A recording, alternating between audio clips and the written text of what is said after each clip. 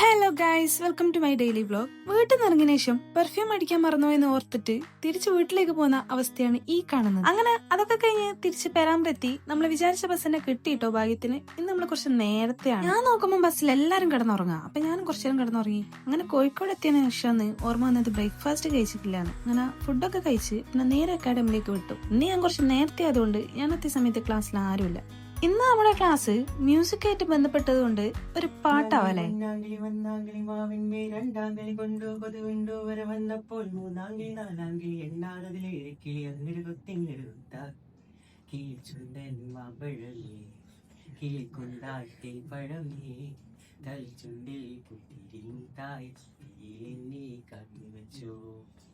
ഉച്ചയാകുമ്പോഴത്തേക്ക് അടുത്ത വിശപ്പ് വന്ന് പിന്നെ നേരെ വിട്ട് കഞ്ഞിക്കലത്തിലേക്ക്.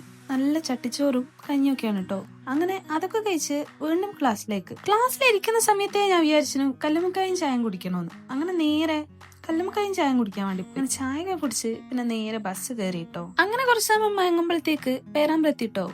എന്നെ കൂട്ടാനും അവിടെ ആളെത്തി. അപ്പൊ ഓക്കെ, ബൈ.